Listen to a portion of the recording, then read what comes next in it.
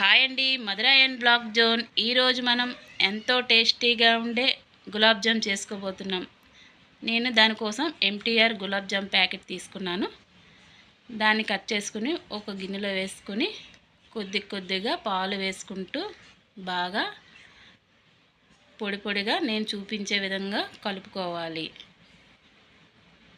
అలా మెత్తగా కలుపుకోవాలి.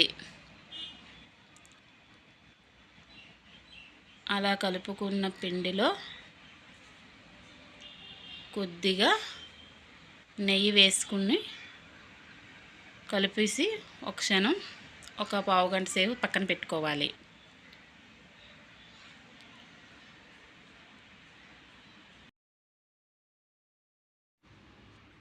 ఇలా పావుగంట నానిన తర్వాత ఆ పిండిని ఇలాగా పొడిగా ఇలా చేసుకుంటూ చిన్న చిన్న బౌల్స్గా చేసుకుని బాగా ప్రెస్ చేసి కలపాలి. ఉండలు చుట్టుకోవాలి.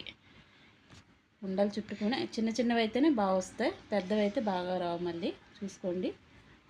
ఒకే సైజులో చుట్టుకుని దానికోసం కావాల్సినవన్నీ సిద్ధం చేసుకోవాలి.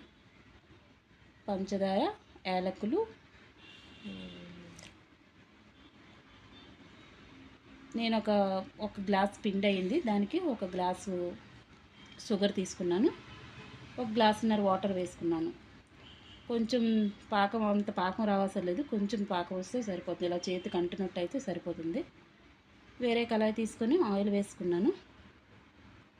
ఆ పాకం అంతా, పంచదార అంతా కరిగిన తర్వాత యాలకులు కూడా కొంచెం చెదగొట్టి అందులో వేసుకోవాలి. ఆయిల్ వేడెక్కిన తర్వాత సిమ్లో పెట్టుకొని ఈ బౌల్స్ని వేయించుకోవాలి.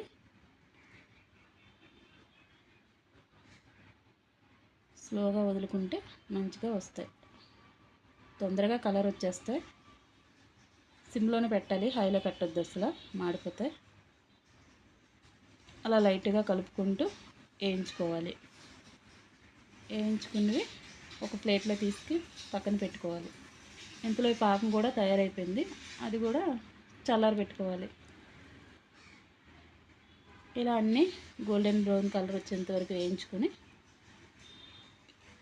ఇవి కూడా బాగా చల్లగా అయిన తర్వాతనే అందులో వేయాలి.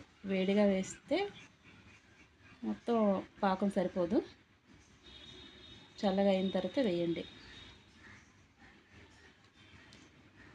అంతే, ఎంతో టేస్టీగా ఉండే gulab jam ready. Thank you.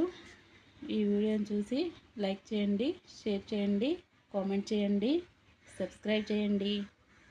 Thank you. Bye.